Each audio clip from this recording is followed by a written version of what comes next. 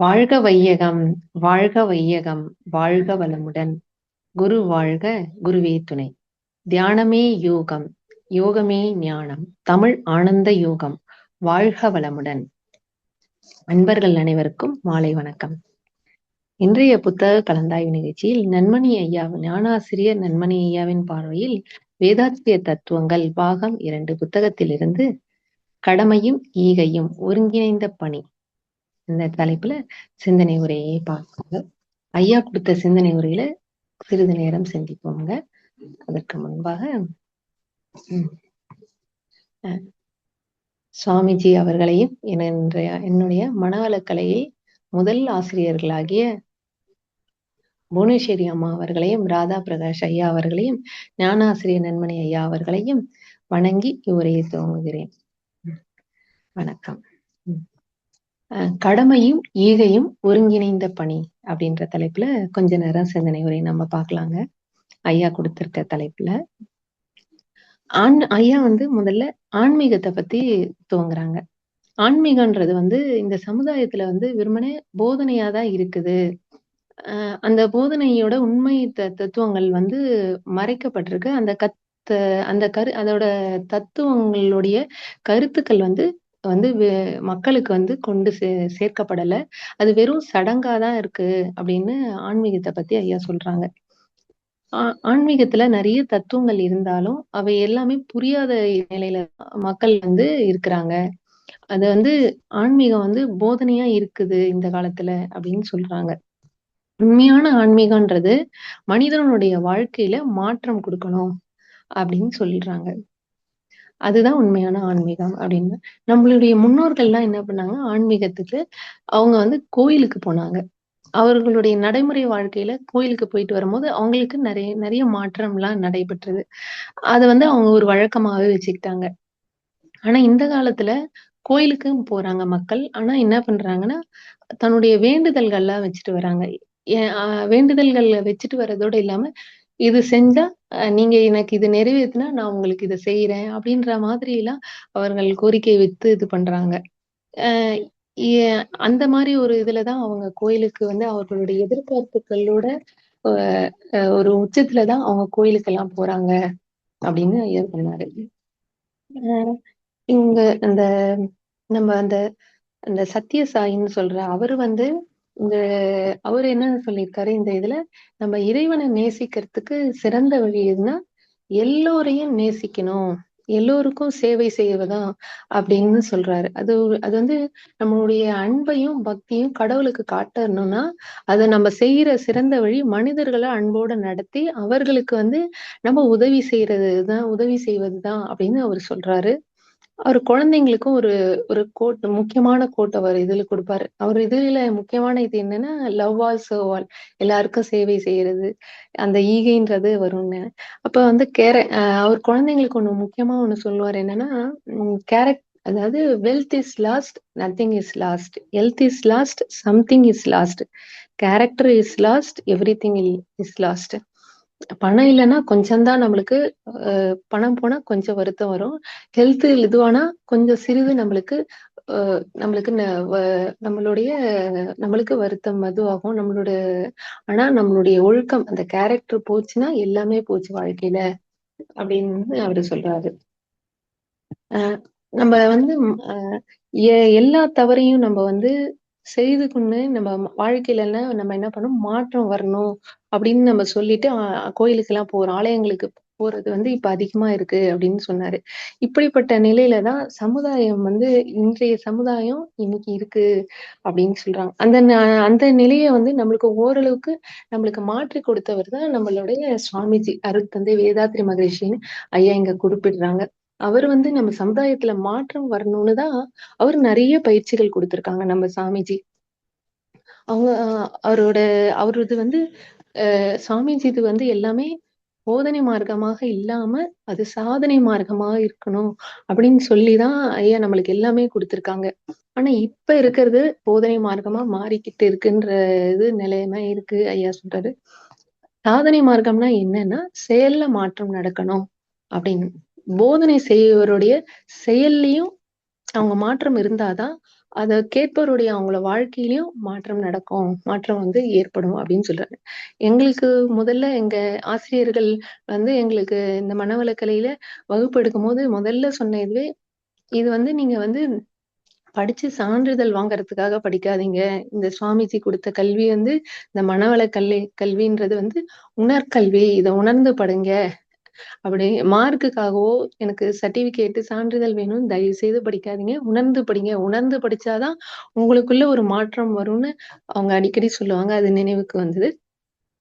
சுவாமிஜியும் வந்து நான் ஒரு இதுல கேட்டேன். சுவாமிஜி என்ன பண்ணுவாராங்களாம், அவங்க வளர்ப்பு பொண்ணு உமா அவங்க கிட்ட சொல்லுவாராம், நான் தினமும் உடற்பயிற்சி அவருக்கு சுவாமிஜிக்கு டீன்னா ரொம்ப பிடிக்குமாம். அப்ப அவங்க அவங்க கிட்ட சொல்லுவாராம், "நான் டெய்லியும் உடற்பயிற்சி பண்ணா மட்டும் எனக்கு அப்புறம் தான் டீ குடுங்க." அப்படின்னு சொல்லுவாராம். நான் இத செஞ்சதுக்கப்புறம் எனக்கு டீ குடுங்க அப்படின்னு சொல்லுவாராம். அதே மாரியே ஐயாவோட சீடர் வந்து உலகநாதன் ஐயா இருப்பாரு. அவரு வந்து என்ன பண்ணுவாங்களாம், அவரு பயிற்சி செய்றது இல்லாம அவங்க குடும்பத்துல எல்லாரும் செய்யணுன்றதுக்காக அவங்க வீட்ல இருக்க அவங்க ஒய்ஃப் அந்த அம்மாவும் செய்யணுன்றதுக்காக அவரு என்ன பண்ணுவாராம், தினமும் அம்மா கிட்ட ஒரு கேள்வி கேட்பாராம். "இன்னைக்கு வந்து உடற்பயிற்சி செய்தியா?" அப்படின்னு கேட்பாராம். செய்தேன்னு சொன்னா தான் அம்மா செய்த டிஃபனையே காலைல சாப்பிடுவாராம். இன்னைக்கு அம்மா செய்யலன்னு சொல்ட்டாங்கன்னா, டிஃபன் சாப்பிட மாட்டாராம் அன்னைக்கு. அதுக்காகவே அம்மா அவங்க ஒய்ஃப் என்ன பண்ணுவாங்கன்னா, அவரு சாப்பிடணுன்றதுக்காகவே உடற்பயிற்சி காலையிலேயே எழுந்து செஞ்சுருவாங்களாம். அந்த மாரி அவங்கலாம் அவங்களோட வாழ்க்கையில அத கடைபிடிச்சுட்டு அத சொன்னாங்க. அதனால அது மக்களுக்கு கேட்கிறவங்களுக்கு சென்றடைந்து, அவங்க வாழ்க்கையிலயும் அது மாற்றம் வந்தது. அவங்களும் அத வந்து பின்பற்றி, அவங்களும் அந்த பயிற்சிகள முறையா கரெக்ட்டா செஞ்சாங்க. அவங்க வாழ்க்கையில மாற்றம் ஏற்பட்டதுங்க. சரி. ம். மாற்றம் வந்து எல்லாமே வந்து போதித்துக் கொண்டே இருந்தவங்க வந்து கேட்கிறவங்க கேட்டுக்கிட்டே இருந்தா, இது வெறும் சான்றிதழ் பெற்றதுக்காக மட்டும் இல்ல. இது வந்து நம்ம வந்து ஸ் அ ச நம்ம வந்து சான்றிதழ் வாங்குறதுக்காக மட்டும் நம்ம வந்து இத இது பண்ணாம, இத வந்து நம்மளுடைய இது இந்த சுவாமிஜி குடுத்த கருத்துக்கள நம்ம உள்வாங்கி நம்ம பயிற்சி பண்ணும்போது தான் நம்மளுக்கு வந்து நம்மளிடம் மாற்றம் வரும். அப்படின்னு சொல்றாங்க ஐயா இதுல. நம்மளுடைய செயல்ல மாற்றம் வரும். கண்டிப்பா வரணும்னு அப்படின்னு சொல்றாங்க. அப்ப அந்த எப்படி நம்மளுடைய செயல்ல மாற்றம் வரணும்னு, அப்ப அந்த அறநெறிகள் 3 சுவாமிஜி குடுத்தத ஐயா இங்க குறிப்பிடுறாங்க. இந்த ஒழுக்கம், கடமை, ஈகை இந்த அறநெறிகள் 3ம் இதற்காக தான் நம்ம சுவாமிஜி இந்த இது குடுத்துருக்காங்க. அப்படின்னு சொல்லியிருக்காங்க. இத பத்தி நம்ம கொஞ்சம் சிந்திக்கலாம் அப்படின்னு ஐயா சொல்றாரு. நம்ம நன்றாக சிந்திச்சு பார்க்கணும். கடைசியில ஒண்ணு தான் வந்து நிக்குது. அது என்னன்னா, ஒழுக்கம். ஒழுக்கம் தான் முக்கியம். அந்த இது. நம்மளுக்கும், பிறருக்கும் துன்பம் குடுக்காத சொல், செயல் செய்யணும். அதுதானே ஒழுக்கம் நம்ம சுவாமிஜி இது பண்ணியிருக்காரு கூடவே. நம்மளுடைய கடமைகளை நம்ம சரியா செய்யணும். ஈகை செய்தா தான் நம்மளுடைய கருமைய தூய்மை நடக்கும். அப்படின்றார். நம்ம ஈகை செய்து நம்மளுடைய கருமையத்தை நாம அனைவருமே தூய்மை செய்து கொள்ளணும் அப்படின்னு சொல்றாங்க. ஒழுக்கம், கடமை, ஈகை ஆகிய முக்கிய 3 தான் ஆன்மீகத்தின் மொத்த தத்துவங்களையுமே புரிந்து கொண்டதில் தேர்ச்சி அடைதல் என்னும் முழுமை நிலைன்னு ஐயா இதுல குறிப்பிடுறாங்க. இது ஒரு முக்கியமான கோட் இது ஐயா இது குடுக்குறாங்க. அ நம்ம தத்துவத்த பார்க்கும்போது இந்த 3லயும் தகுதி பெற்றுட்டு நம்ம வந்து எல்லாம் தகுதி பெற்றா நம்மளுக்கு புக்கே தேவையில்ல அப்படின்னு சொல்றாங்க. அ இந்த 3 நிலையையும் மனிதன் எப்பவுமே மறக்காம இருக்கணும் அப்படின்னு சொல்றாங்க. செயல் மாற்றம் தான் எல்லாத்துக்கும் வந்து முக்கியம் அப்படின்னு சொல்றாங்க. நம்ம ஒழுக்கம் என்பத பார்க்கும்போது, அதுல ஈகை வருது. நம்மளோட கடமைய நம்ம தினமும் செய்றோம். ஈகைன்றது பிறர் துன்பத்தை போக்குறது தான் ஈகைன்னு ஐயா இங்க குறிப்பிடுறாங்க. அந்த ஈகையில ஐயா 2 விதமா இப்ப சமுதாயத்துல இருக்கு அந்த ஈகை. அதாவது அ அ நம்ம வந்து இயற்கை துன்பத்தை போக்குறது ஒரு வகை ஈகை. நம்ம செயற்கை துன்பத்தை போக்குறது ஒரு வகை ஈகை. அப்படின்னு 2 இதுவா குறிப்பிடுறாங்க.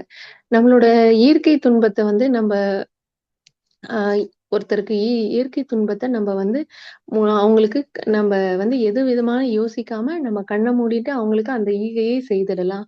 எந்தவித யோசனை சிந்திக்க தேவையில்ல. நம்ம அவங்களுக்கு அவங்களோட இயற்கை துன்பத்தை நம்ம போக்கலாம். ஆனா செயற்கை துன்பத்தை மட்டும் ஆராய்ந்து அவர்கள் எதனால அந்த செயற்கை துன்பம் வந்தது அப்படின்ற ஆராய்ச்சி செய்து, அ அவர்களுக்கு வந்து அ அவர்களுக்கு வந்து அவர்களுக்கு அறிவுரை குடுத்துட்டு தான் அப்புறமா அவர்கள் இனிமேல் இந்த மாரி நீங்க செய்யக்கூடாதுன்னு சொல்லி, அதுக்கப்புறம் தான் அவங்களுக்கு செயற்கை துன்பத்தை போக்கணும்னு ஐயா சொல்றாரு. ஏன்னா, ஒரு தடவ அவங்க செஞ்சா மீண்டும் மீண்டும் நம்ப இப்போ ஒரு முறை போக்கிட்டாலும், அவங்க திரும்ப திரும்ப அவங்க செய்து, அவங்க திரும்ப அந்த செயற்கை துன்பத்தை ஏற்படுத்திக் கொள்வார்கள். அதுக்காக இந்த நம்ப நம்ம அறிவுரை குடுத்துட்டு, அவர்களுக்கு ஆலோசனை வழங்கி, அதுக்கப்புறம் அவங்களுக்கு அந்த துன்பத்த போக்கணும் அப்டின்று ஐயா சொல்றாங்க. ம். அப்புறம் நம்மளுடைய தேவை மற்றும் தெய்வீகம் என்பது அடிப்படையில, நம்ப வந்து மகிழ்ச்சியோட எண்ணம் ஆராய்தல் பயிற்சிய பத்தி ஐயா சொல்றாங்க. எ நம்மளுடைய எண்ணம் வந்து 6 விதமா நம்மளுக்கு வருது அப்படின்னு நம்ம சுவாமிஜி சொல்றாங்க. நம்மளுடைய தேவை, பழக்கம், சூழ்நிலை, பிறர் மன தூண்டுதல், கருவமைப்பு, தெய்வீகம். இந்த 6னால தான் நம்மளுக்கு இந்த எண்ணம் எழுகிறது. அப்ப தேவையின் அடிப்படையிலயும், தெய்வீகத்தின் அடிப்படையிலும் ஒரு எண்ணம் வந்தா, அத நம்ப எந்த ஆய்வும் செய்யாம நம்ம கண்ண மூடிட்டு அத நிறைவேத்தலாம். ஆனா, மத்த எண்ணம் இது வரும்போது 4 இடங்கள்ல என்ன வரும், நம்ம அத ஆய்வு செய்து தான் இது செய்யலாமா? வேண்டாமா? நம்ம யோசித்து ஆராய்ந்து தீர்மானம் செய்து தான் செய்யணும் அப்படின்னு ஐயா ஐயா அப்படின்னு சொல்றாங்க. இதற்காக தான் நம்ம சுவாமிஜி இந்த எண்ணம் ஆராய்தல்ல வந்து பயிற்சி குடுத்துருக்காங்க அப்படின்னு சொன்னாங்க. இந்த எண்ணம் ஆராய்தல ஐயா இங்க நம்மளுக்கு குடுக்குற இதுவே, இந்த ஈகைய நம்ம செய்யும்போது, நம்ம அவர்களுக்கு அவர்கள் அவர்களுடைய வந்து அவர்கள வந்து நம்ப ஆராய்ந்து, அ அதுக்கப்புறம் அவங்களுடைய அறிவுரை வழங்கி நம்மளுக்கு அவர்களுக்கு துன்பத்த போக்கணுன்றதுக்காக ஐயா இங்க குறிப்பிடுறாங்க. இந்த இதுவ நம்மளுக்கு. அ இன்றைய மனிதர்களுக்கு வந்து என்ன பண்றாங்கன்னா, அ தேவை என்னன்னு தெரியாம, அதிகமா தேவையில்லாததெல்லாம் தேவைன்னு அவங்க வாழ்ந்து வாழ்ந்து கொண்டிருக்கிற சமுதாயமா இருக்கிறாங்க. அவங்களுடைய தேவையெல்லாம் வந்து ஒ ஒரே வார்த்தையில சொல்ல முடியாம எல்லாமே தேவை. இது தேவை, அது தேவைன்னு நெறைய அவங்களுடைய தேவை வந்து நெறைய இருக்கு. அந்த அவங்களுடைய தேவை இன்னும் அதிகமா இருக்கிறதுனால ஆனா முக்கியமான தேவைகள் 3 தான் நம்ம சுவாமிஜி குடுக்குறாங்க.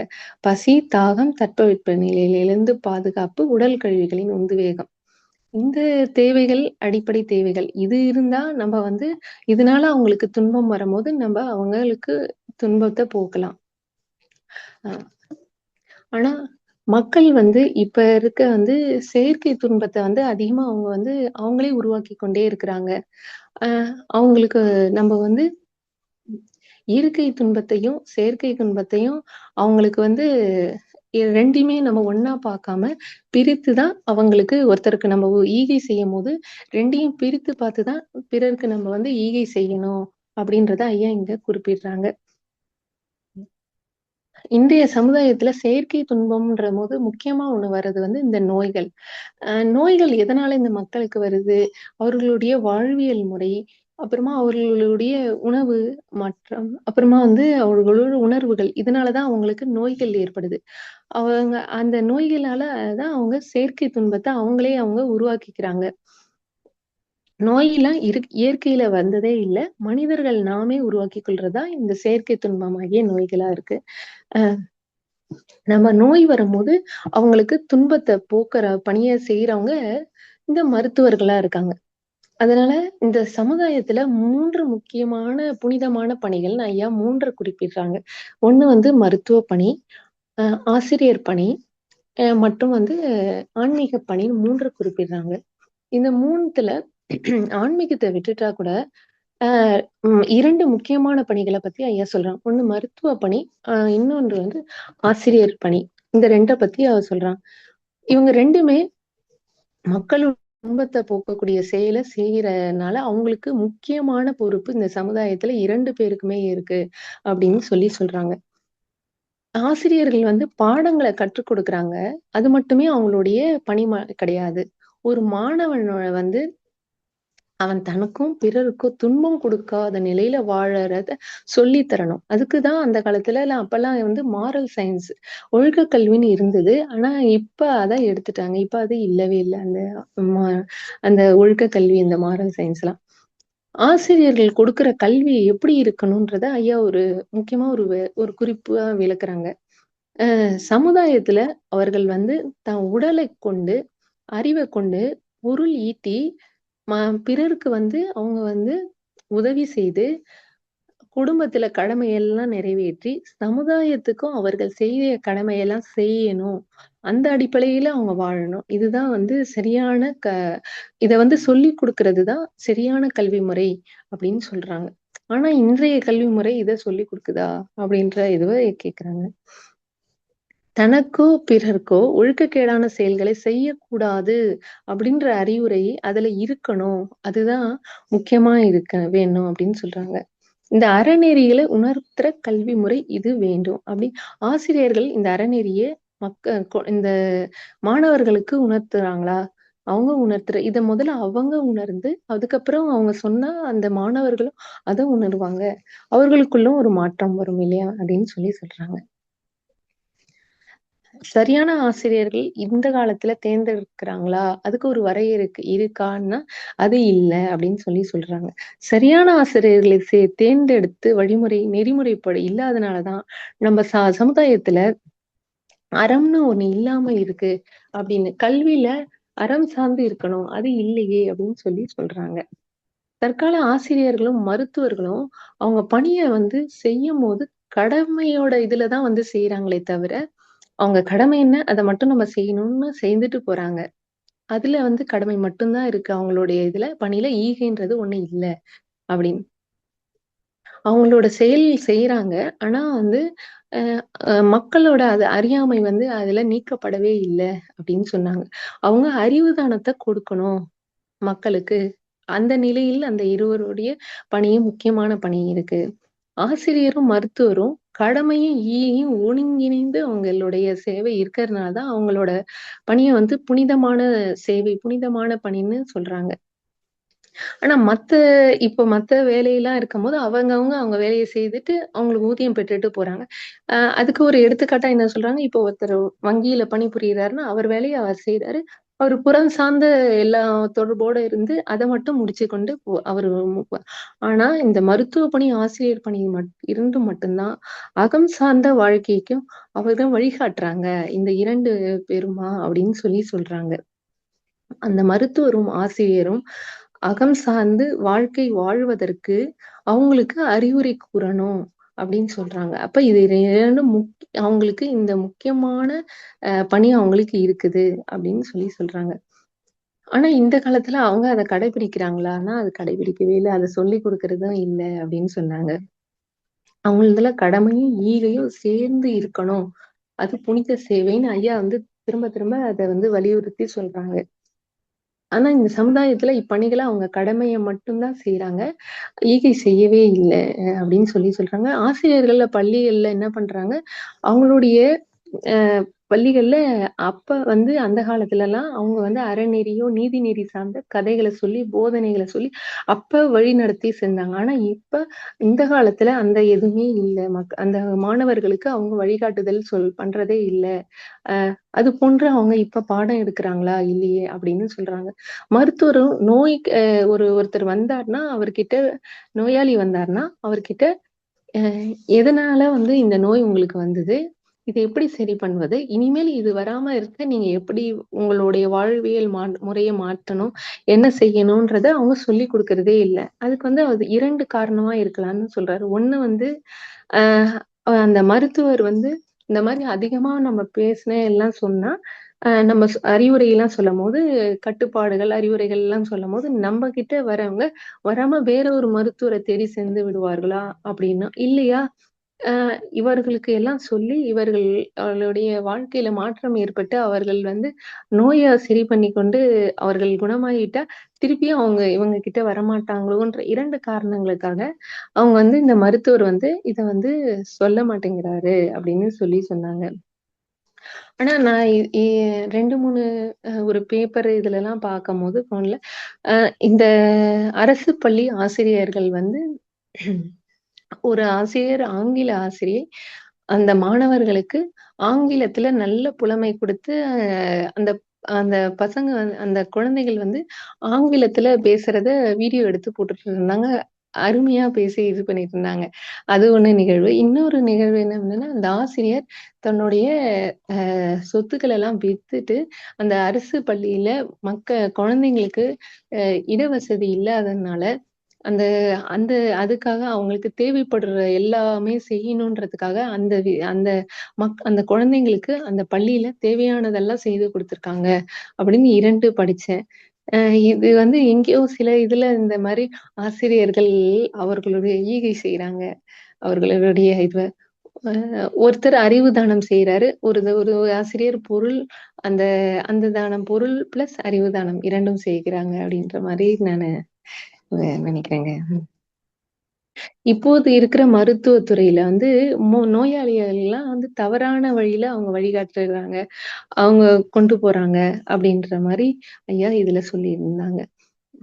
அவங்களுக்கு சரியான வழிகாட்டுதல அவங்க குடுக்குறதே இல்ல.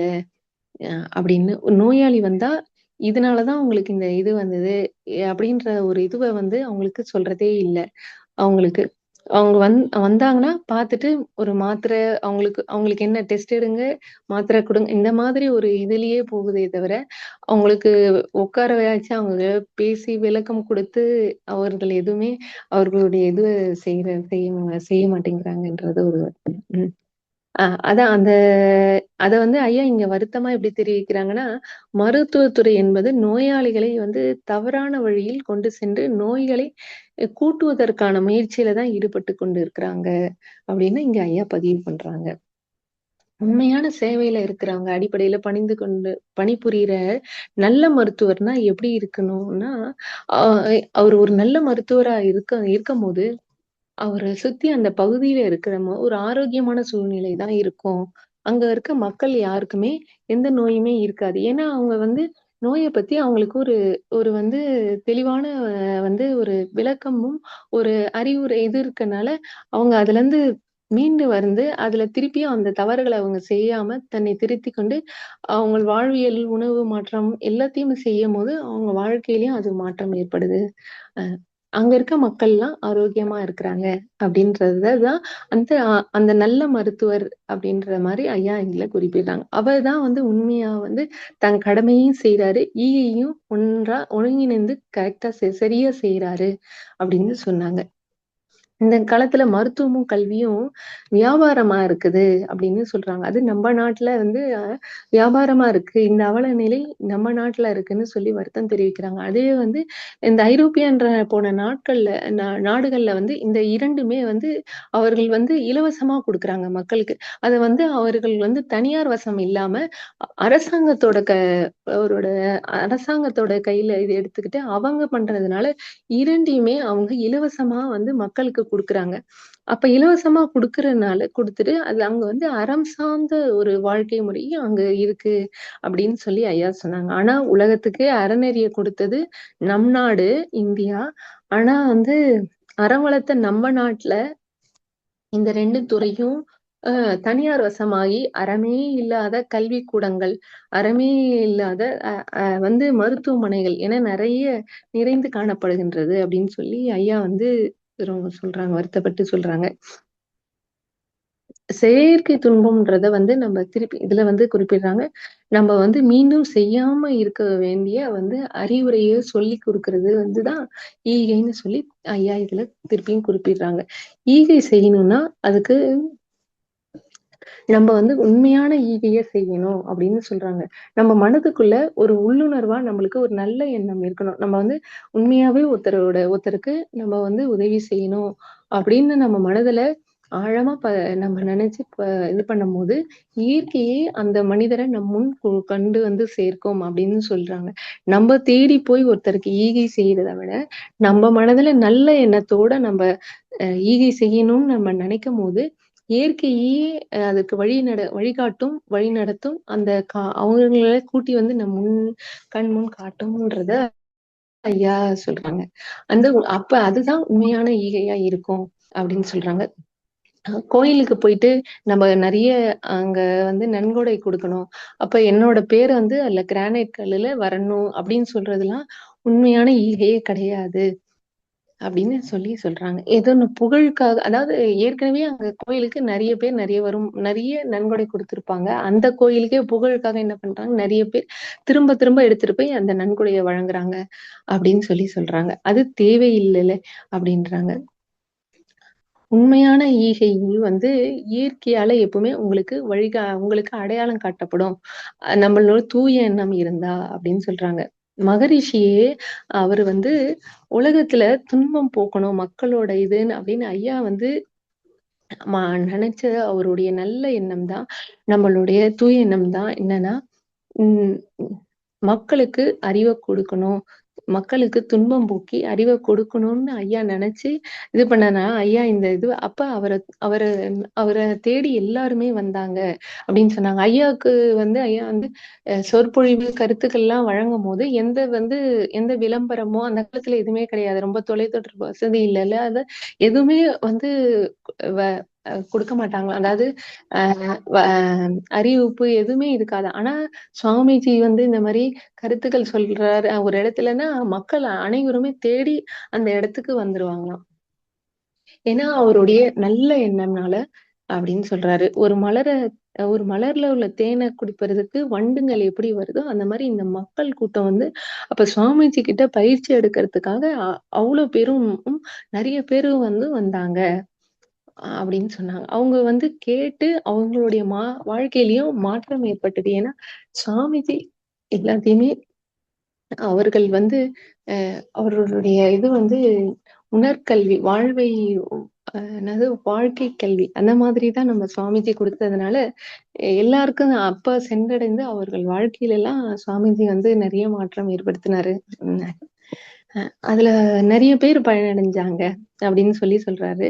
அப்ப வந்து மதுரையில ராஜா முத்தையா மண்டபத்துல மகரிஷி அவரோட இது வந்து ஒரு உரை நடைபெற்ற சொற்பொழிவு. அந்த மண்டபத்துல 1300 பேரு தான் வந்து கேட்க முடியும். ஆனா, அந்த மண்டபத்துக்கு வெளிய நின்னு சுவாமிஜியோட உரைய அத்தன பேர் நெறைய பேரு கேட்டாங்க. அப்படின்னு சொல்லி ஐயா இதுல பதிவு பண்றாரு. உண்மையான ஈகை செய்யணுன்ற எண்ணம் ஆழ் மனதுல நம்மளுக்கு தீயா வந்துருச்சுன்னா, அந்த அதுவே நம்மள வந்து அந்த தேவை இருப்பவங்க நம்மள தேடி வருவாங்க. இல்ல அந்த இடம் வந்து நம்மளுக்கு இயற்கையால் அடையாளம் காட்டப்படும் அப்படின்னு அதையும் சொல்றாங்க. அப்ப ஒரு உதாரணம் இதுக்கு சொல்றாங்க. நம்ம டி.ஜி. நாராயணசுவாமி ஐயான்றவரு சுவாமிஜியோட சீடரு. அ அவரு வந்து சாமிஜியோட நெருங்கிய சீடர். அவரு வந்து தினமும் சென்னையில வந்து ச வகுப்பு எடுப்பாரு. டெய்லியும் சாயந்திரம் வந்து 1 1/2 மணி நேரம் வகுப்பு எடுப்பாராம். அப்ப அவரு வந்து பாவப்பதிகளும் கர்ம வினைகளும், பாவப்பதிகளும்ன்ற தலைப்புல வந்து அவரு சிந்தனை உரை குடுத்திருக்காரு. அப்ப அத கேட்டவரு, ஐயா இந்த கதைய நம்மளுக்கு அடிக்கடி இது நம்மளுக்கு சொல்லும்போது சொல்லியிருக்காரு. அப்ப இது வந்து நான் வேகமா சொல்லி முடிச்சுர்றேங்க. அ அ அப்ப வந்து இந்த அவர் வந்து பேசி முடிச்சதுக்கப்புறம், கேட்ட ஒருத்தருக்கு வந்து உள்ளுக்குள்ள ஒரு ஒரு ஒரு விதமான அவருக்கு இதுவா இருந்ததாம். ஏன்னா, அவருடைய பழைய ஞாபகம் அவருக்கு வந்ததாம். ஏன்னா, அவர் வந்து சின்ன வயசுலயே அவங்க அம்மா தவறிட்டனால, அவங்க அக்கா தான் அவருங்கள வளர்த்துருக்காங்க. அக்கா கஷ்டப்பட்டு அவங்கள படிக்க வச்சு வளர்த்துருக்காங்க. ஆனா, இவர் நெறைய குறும்பு பண்ணி அவங்க அக்காவ நெறைய கஷ்டப்படுத்தியிருக்காரு. ஆனாலும் அவங்க அக்கா அதெல்லாம் பொறுத்துட்டு, அவர வந்து நல்லா படிக்க வச்சிருக்காங்க. அது அவருக்கு நினைவுக்கு வந்தது.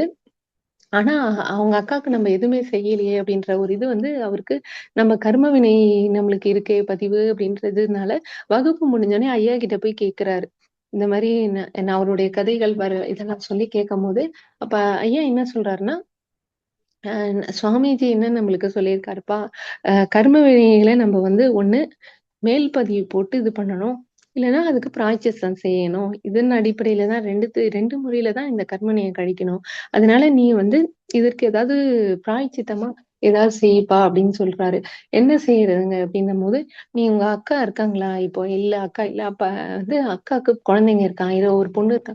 அப்ப அக்காவின் ஆன்மா அவங்களோட தான் இணைந்து இருக்கிறதுனால, அவங்களுக்கு ஏதாவது உதவி செய்தா, உங்கள் கர்மவினை பதிவுகள் வந்து நீங்க கொஞ்சம் வந்து அதுல அழிக்க முடியும். அதுல மேல் பதிவும் பிராயச்சித்தம் செய்யலாம் அப்படின்னு சொல்லும்போது, அவரு வந்து உடனே வீட்டுக்கு போயிட்டு நைட்டெல்லாம் யோசிச்சுட்டு மறுநாள் காலையில அவருடைய இது வேலைக்கு விடுப்பு எடுத்துட்டு அந்த இடத்துக்கு போறாரு. அப்ப வீடு அங்க அந்த அப்பதான் அந்த பொண்ணு அவங்க வீட பூட்டிட்டு போறாங்க. அப்ப இவங்கள பார்த்தோனே கதவ திறந்துட்டு உள்ள உட்கார சொல்லிட்டு, "நான் போய் பக்கத்துல ஸ்கூலுக்கு போயிட்டு வரேன்னா, ஏன் என்னன்னு?" கேட்கிறாரு. "இல்ல என்னால ஸ்கூலுக்கு இந்த மாரி படிக்க வைக்க முடியல. மெட்ரிகுலேஷன் ஸ்கூல்ல. அதனால நானு வேற டிசி வாங்கிட்டு வேற ஒரு அரசினர் பள்ளியில அ மாத்தப் போறேன் அப்படின்னு சொல்லும்போது, இவர் குழந்தைங்கள பார்த்து கேட்கிறாரு, "உங்களுக்கு இந்த பள்ளியிலேயே படிக்க விருப்பமா? எப்படி சொல்றீங்க?" அப்ப குழந்தைகள் சொல்றாங்க, "எனக்கு இந்த பள்ளியில படிக்க தான் விருப்பம். ஆனா அப்பா, அம்மாவுக்கு ப பண வசதி இல்லாதனால எங்கள மாத்துறேன்னு சொல்றாங்க." அப்படின்னு சொல்லும்போது, அவரு உடனே என்ன சொல்றாரு, என் குழந்தைங்கள் படிக்க வேண்டிய வந்து அ அந்த குழந்தைங்களுக்கு கல்வி செலவ முழுவதும் நான் ஏத்துக்கிறேன். இவங்க இங்கேயே படிக்கட்டும், மாத்த வேணாம். டிசிலாம் வாங்க வேண்டாம். படிக்கட்டும்ன்ட்டு அவரு சொல்லி, அவரு வந்து அ ஒ அவரு சொல்லி உதவி செய்துட்டு வந்துட்டு, திருப்பியும் அப்ப ஐயா கிட்ட சொல்றாரு. இந்த மாரி நான் போனேன், எல்லா செயல்களையும் செய்தேன் அப்படின்னு சொல்லி ஐயா கிட்ட சொல்றாரு. அப்ப ஐயா என்ன சொல்றாருன்னா, அ எல்லாம் சொன்னோனே, "இதுதான் இயற்கையோட மகிமை" அப்படின்னு சொல்லி ஐயா குறிப்பிடுறார். அவருக்கு ஒண்ணு அவர் அவர் கடமைய செஞ்சாரு. அதுக்கூட அவர் ஈகையும் சேர்த்து செஞ்சிருக்காரு. அதனால அவருக்கு மேல் பதிவு பிராயச்சித்தமும் அ இதுவாயிருக்கு அவர் கருமையத்துல அப்படின்னு ஐயா இது பண்றாங்க. அ அதுக்கப்புறம் இன்னும் 2 ஒரு இதுல ஐயா அடிக்கடி ஒண்ணு சொல்லுவாங்க. அவங்க கிட்ட ஒருத்தர் வயசானவர் அ ம் அ ஒருத்தர் சென்னையில அவருக்கு நெஞ்சு வலின்ட்டு ஹாஸ்பிட்டல் போயிருக்காரு. அப்ப அவங்க பைபாஸ் சர்ஜரி பண்ணணும்னு சொல்லியிருக்காங்க. அப்ப இவரு இவ்வளோ பணம் எழுவ எவ்வளவோ ஒரு பெரிய ஒரு தொகைய கட்ட சொல்லியிருக்காங்க. இவர் கேட்டுட்டு வந்துட்டாரு. நாளைக்கே நீங்க அட்மிட் ஆங்க, ஆப்ரேஷன் பண்ணணும்.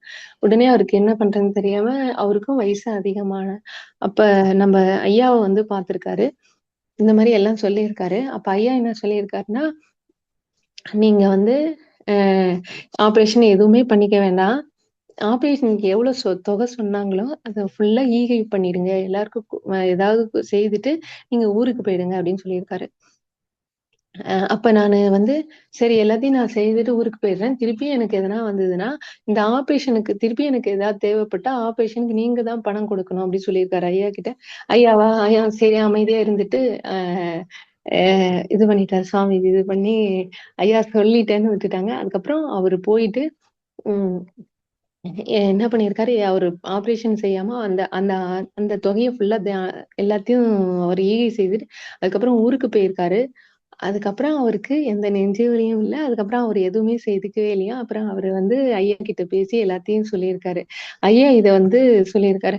குறிப்பிட்டு சொன்னாரு இன்னொரு தடவ. அப்ப நம்ம ஈகை செய்யும்போது நம்ம கருமைய தூய்மையும் நடக்குது. அதனா அப்படின்ற இது நம்மளுக்கு க கர்ம வினை பதிவுகள் கழிக்கப்படுகின்றது.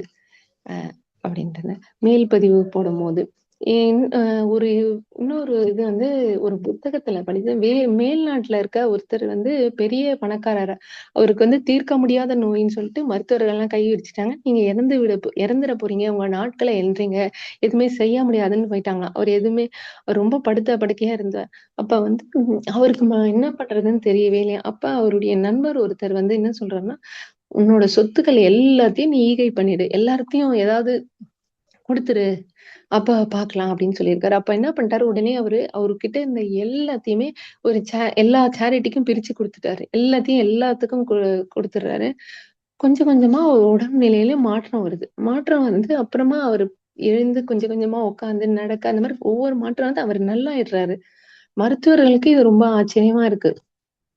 அப்ப இதெல்லாம் எப்படி நடந்ததுன்னு அப்படின்னு இது பண்ணும்போது, அ இது அந்த இதுல அங்க போட்டுட்டு இருக்கும்போது, இப்ப அத யோசிக்கிறது அவர் அவருடைய க வந்து கர்ம வினைய கழிக்கிறது அவரு இந்த மாரி ஈகை செய்தனால, கர்ம வினை சிறிதளவு அவருக்கு கழிக்கப்பட்டு, அவர் கர்ம வினை இதுவானதுனால, அவர் உடல்நிலையில் மாற்றம் வந்தது அப்படின்றது. அதுக்கப்புறம் அவர் பேர்ல அ எனக்கு அந்த மறந்து விட்டது. அவங்க ஒரு பெரிய ஒரு இது. அவர் பேர்ல சேரிட்டியே அவர் சொத்து எல்லாத்தையும் குடுத்துட்டாரு. அவர்கிட்ட எதுவுமே இல்ல. அதுக்கப்புறம் ஒரு சேரிட்டி மட்டும் ஆரம்பிச்சாராம். அதுலருந்து எல்லாருக்கும் உதவி செய்யணும்ன்ட்டு ஒரு சேரிட்டி ஆரம்பிச்சு, அவர் தொடர்ந்து அது மட்டும் செய்து கொண்டே இருக்கிறாங்க அப்படின்றத நானு கே இது பண்ணேங்க. இன்னும் ஒரு 5 நிமிடம் முடிச்சுக்கிறேங்க. அதாவது அ எ இன்னொன்னு நான் என்னோட வாழ்க்கையில நடந்த இந்த இதுவ கடைசியா ஒண்ணே ஒண்ணு சொல்றேங்க. அதாவது நம்ம வந்து ஒருத்தர்கிட்ட கடமை நம்ம ஒருத்தர்கிட்ட இருந்து வாங்குனா, இன்னொருத்தருக்கு திருப்பி தரணும் இல்லைங்களா? அதுதான் நம்மளுடைய கடமை அப்படின்னும்போது, ம் என்னோட வாழ்க்கையில என்ன நடந்ததுன்னா, எங்க பையன் வந்து அ ஒரு 2 வயசு இருக்கும் வரைக்கும் எங்க பையன் பேசவே இல்ல. பேச்சு வரல. அதனால சரி எல்லாரும் சொன்னாங்கன்னு ஒரு பக்கத்துல இருக்க ஒரு ப்ளே ஸ்கூலுக்கு கூட்டிட்டு போயிட்டு, அங்க வச்சு இந்த மாரி எனக்கு பையனுக்கு பேச்சு வரல. எல்லாரும் சொன்னாங்க. இந்த மாரி குழந்தைங்களோட இருந்தா சீக்கிரம் வரும்னு சொன்னாங்க. அதனால நான் இது மாரி சேர்த்து விடுறேன். சரின்னு சொல்லி அவங்க சேர்த்துக்கிட்டாங்க. எல்லாம் இது பண்ணோம். அ 2, 2 1/2 வயது இருக்கும். அந்த அந்த இதுல. சேர்த்துக்கிட்டாங்க. அப்ப கொஞ்ச நாள்லயே என்ன சொன்னாங்கன்னா, கூப்ட்டு "உங்க பையன் மட்டும் ரைம்ஸே சொல்ல மாட்டேங்கிறான்" அப்படின்னு. நான் சொன்னேன், "நான் சொல்லி தானே உங்ககிட்ட சேர்த்தேன். எங்க குழந்தை பேச மாட்டேன்றான். கொஞ்சம் கொஞ்சமா இது பண்ணுவான். நீங்க முயற்சி பண்ணுங்க. குழந்தைங்களோட இருக்கும்போது வரும்னு எல்லாரும் சொல்றாங்கன்னு" சொன்னா, அவங்க இது பண்ணல. அதுக்கப்புறம் "இவன் ஓடிக்கிட்டே இருக்கிறான். உங்க பையன் உட்கார" நான் சொன்னேன், "நான் எல்லாம் சேர்க்கும்போதே நான் உங்ககிட்ட சொன்னேன்ல, என் குழந்தைக்கு வந்து இந்த மாதிரி இருக்கு. அவன் அந்த மாரி இருக்கான். ஆனா இதெல்லாம் மாறும் அப்படின்னு சொல்லியிருக்காங்க டாக்டர்ன்னு" சொன்னா, அவங்க கேட்கல. "இல்ல இந்த மாரிலாம் எங்களால இந்த மாரி வச்சுக்க முடியாது அப்டின்ட்டு ரொம்ப இது பண்ணாங்க. உடனே நான் என்ன பண்றதுன்னு தெரியாம என்னுடைய மருத்துவர போய் பார்த்தேன். அப்ப என்னோட மருத்துவர் என்ன சொன்னாருன்னா, "நீங்க ஆக்குபேஷனல் தெரப்பி, ஸ்பீச் தெரப்பிலாம் குடுக்கணும்" அப்டின்னு சொல்ட்டாங்க. ஏன்னா இதுக்கு வேற வழி இல்லன்னு. உடனே அவனுக்கு அந்த காலையில ஸ்கூல் முடிஞ்சோனே அவன கூட்டிட்டு போவோம். ஆக்குபேஷனல் தெரப்பி, ஸ்பீச் தெரப்பிலாம் குடுத்து மாற்றம் வந்து, அதுக்கப்புறம் பேசுறது, அவன்கிட்ட இதுவும் மாற்றம் வந்தது. அப்ப எனக்கு இதெல்லாம் எடுத்துட்டு கூட்டிட்டு போம்போது, அந்த இடத்துக்கு வந்து நெறைய தொகை பணம் கட்டணும். அப்ப எனக்கு வந்து எங்க அக்கா கொஞ்சம் முதல்ல உதவி செய்தாங்க. அவங்களுக்கு திருப்பி குடுத்தேன். அதுக்கப்புறம் அவங்களாலயும் என்ன செய்ய முடியல. அப்ப எனக்கு என்ன பண்றது? இத நிறுத்திடலாமா? இதுக்கப்புறம்ன்றபோது என்னுடைய கணவருடைய தம்பி, அப்புறம் என்னுடைய அண்ணனும், அப்புறம் எங்க அண்ணன், மச்சின், அப்புறம் வந்து என்னோட சித்தி பசங்க, அப்புறம் என்னோட மாமா பசங்க எல்லாரும் வந்து, "இல்ல, இல்ல குழந்தைய சரி பண்ணணும். அதுதான் முக்கியம்ன்ட்டு" எல்லாரும் பொருள் உதவி குடுத்து என்ன இது பண்ணனால, நான் அதுக்கப்புறம் அத தொடர்ந்து இது பண்ணி, அவன் ரொம்ப சரியாயி நல்லாயிட்டான். அப்போ வந்து நான் அவங்க கிட்ட இருந்து வாங்குனத திருப்பி குடுக்கும்போது, அவங்க குழந்தைக்கு செய்தேன். அதனால வாங்க மாட்டேன்னு சொல்லிட்டாங்க. அப்ப இது என்ன செய்யலாம்? அப்படின்ட்டு யோசிச்சுட்டே இருக்கும்போது, சரி ஏதோ ஒரு ஒரு ஒரு வேற ஒரு ஆசிரமத்துக்கோ, சேரிட்டிக்கோ குடுக்கறத விட, நம்மள சுத்தி நம்மள பக்கத்துல இருக்கிற இது வந்து யாரோ எனக்கு சொன்னாங்க ஞாபகம் இல்ல. நம்ம அருகாமையிலே நெறைய பேருக்கு வந்து உதவி தேவைப்படும். அவங்களுக்கு செய்யலாம்ல. நம்ம ஏன் தேடி அப்படி செய்றோமேன்றபோது தான் நான் தேடும்போது எனக்கு பக்கத்துல இருந்த என்னுடைய ஃப்ரெண்ட் வந்து அவங்க பையனுக்கே அது தேவைப்படும். ஏன்னா அவங்க வீட்டுக்காரர் இளநீர் வியாபாரம் பண்றதுனால ஸ்கூல் ஃபீஸ் கட்ட முடியல. அப்ப சரி எனக்கு நெறைய என்னால குடுக்க முடியும்னால, என்னால கொஞ்சம் சிறு தொகை குடுக்குறேன்னேன். சரின்னாங்க. அப்ப அவங்க குடுத்தேன். அப்பதான் ஐயா சொல்ற மாரி இந்த இதுல வந்து கடமை நம்ம ஒருவரிடம் பெற்றுட்டு மற்றவருக்கு கொடுக்கணும். அது நம்மளுடைய கடமை அப்படின்னு சொல்றது எனக்கு இந்த இடத்துல ஞாபகம் வந்ததுங்க. அ அதான் ஐயா வந்து இதுல என்ன சொல்றாங்கன்னா, நம்ம ஆத்மார்த்தமா ஈகை செய்ற குணம் இருக்கணும் அப்படின்னு சொல்றாங்க. ஏமாத்துறவங்க கூட நம்ம நாடி வருவாங்க. ஆனா சமுதாயத்துல தவறான காரணங்களுக்காக தேவையோட அடிப்படையில இருக்கவங்க பொருள் வேணுன்றதுக்காக கூட அதிகமா இந்த காலத்துல இருக்கதுனால வருவாங்க. ஆனா நம்ப நல்ல எண்ணத்தோடு இருக்கும்போது, நம்மள நம் தேவை அதே அதாவது நல்ல எண்ணத்தோட இருக்கும்போது, நம்மளுக்கு இயற்கை வழிகாட்டும்னு சொல்றாங்க. நம்ம வந்து கருமையத்துல நம்மளுடைய கர்ம வினை பதிவுகள் அ நெறைய இருக்குது. அத நம்ம போக்குறதுக்கு இந்த இதெல்லாம் இது பண்ணதுக்கு நம்ம ஈகை செய்யணும். அ அதுக்கு முக்கியமானது இந்த ஈகை அப்படின்றத சொன்னாங்க. நம்ம முக்கியம் உண்மையான ஈகை செய்யும்போது, நம்ம கர்மவினை பதிவுகள கழிச்சு கொண்டே வரோம். உழைக்கிற வாய்ப்பு நம்மளுக்கு கிடைக்குது. அ அந்த ஈகை செய்யும்போது எந்த எதிர்பார்ப்பும் இல்லாம செய்யணும். அதுதான் இதுல முக்கியமா ஐயா அடிக்கடி சொல்ற இது வந்து எத நம்ம செய்தாலும் யாருக்கும் எந்த எதிர்பார்ப்பும் செய்யக்கூடாது. நம்மளோட கடமைய செய்றோம். அவ்வளதான். அதுக்கு வந்து எந்த எதிர்பார்ப்பும் இருக்கக்கூடாது. அதுதான் இதுல முக்கியமான இதுன்ட்டு ஐயா இதுல குறிப்பிடுறாங்க. எந்த பிரதிபலனும் இருக்கக்கூடாது. எதிர்பார்ப்புகளும் நம்ம இல்லாம தான் நம்மளோட ஈகையும் இருக்கணும். நம்ம வந்து சுற்றத்தாரு, நம்ம குழந்தைங்களுக்கெல்லாம் செய்றது கடமை. நம்ம மற்றவர்களுக்கும் நம்ம செய்றது வந்து ஈகைன்னு ஐயா இது பண்றாங்க. அ கோயில் கட்ட பணம் குடுக்கணும். பேர் வரணும். எனக்கு அப்புறமா நம்ம நெறைய பணம் குடுத்து எனக்கு பல்புலலாம் என் பேர போடுங்க அப்படிலாம் சொல்லுவாங்க. இதெல்லாம் வந்து உண்மையான ஈகையே கிடையாது. அப்படின்னு கோயிலுக்கு வந்து திருப்பணிக்காக பொருளுதவி செய்துட்டு பொருளுதவி செய்வாங்க ஒருத்தரு. ஆனா, அவர் வந்து என்னோட பேரே இதுல எதுவுமே வரக்கூடாதுன்னு நினைப்பாங்க. அப்படி நினைக்கிறவங்க தான் உண்மையான வந்து ஈகை செய்றாங்க அப்படின்னு சொல்றாங்க. கடைசியா ஐயா ஒண்ணு சொல்லி நிறைவு பண்றாங்க. நம்மளுடைய ஆன்மீக அமைப்புல இது போன்ற வந்து கொடுக்கப்படும் நன்கொடைகளை வந்து விளம்பரம் இல்லாம மற்றவங்க யாரும் வந்து மற்ற அறியும் விதத்துல தெரியப்படுத்தாம இருக்கக்கூடிய ஒரு நிலைய வந்து கடைபிடிக்கணும் அப்படின்னு சொல்றாங்க. எனக்கு தெரிஞ்ச ஒருத்தரும் அப்படிதான். அவரு எல்லாம் நெறைய எல்லாருக்கும் குழந்தைங்களுக்கு எல்லாருக்கும் ஹெல்ப் பண்ணுவாரு. சொல்லிட்டு என்ன குடுப்பாரு, சொல்லிட்டு என்ன செய்வாருன்னா, "அம்மா என் பேர மட்டும் தயவுசெய்து இது யாரு கேட்டாலும் யாரு குடுத்தன்னு தயவுசெய்து சொல்லாதன்னு" அவரு சொல்லுவாரு. "ஏன் அங்கிள் அப்படி சொல்றீங்க? சொன்னா என்ன இவங்க குடுத்தா" "இல்லம்மா எனக்கு அது தேவையில்ல. எனக்கு வேண்டாம்மா. நான் செய்யணும்னு ஒரு இதுல செய்றேன். எனக்கு எந்த இதுவுமே தேவையில்லன்ட்டு அந்த அங்கிள் சொல்லுவாங்க. அந்த இது இப்ப ஞாபகம் வருது. ஐயாவும் இதுல அதுதான் குறிப்பிடுறாங்க. அதாங்க சிறப்பு. அதான் நம்ம கடமையும், ஈகையும் நம்மளுடைய வாழ்க்கையில ஒருங்கிணைந்த பணியா இருக்கணும். நம்ம கடமையை செய்வோம், ஈகையை செய்வோம். நம் வாழ்க்கையில வந்து மாற்றங்கள் வரும். அ அ அனைவருக்கும் நான் சென்ற முறை வந்து இப்படி ஈகை செய்தல் கூடாதுன்னு அந்த சாப்டர் அடுத்த வருது. அது பேசினேன். இந்த முறை எனக்கு இது குடுத்துருக்காங்க. நன்றி. இவ்வளவு நேரம் என் உரையை கேட்ட நண்பர்கள் அனைவருக்கும் நன்றிகளும், வாழ்த்துக்களையும் தெரிவித்துக் கொள்கின்றேன். வாழ்க வளமுடன். வாழ்க வையகம், வாழ்க வையகம், வாழ்க வளமுடன். ஐயாவுக்கு நன்றி. அனைவருக்கும் நன்றி. சசிகுமார் அண்ணாவுக்கும் நன்றி. வாழ்க வளமுடன்.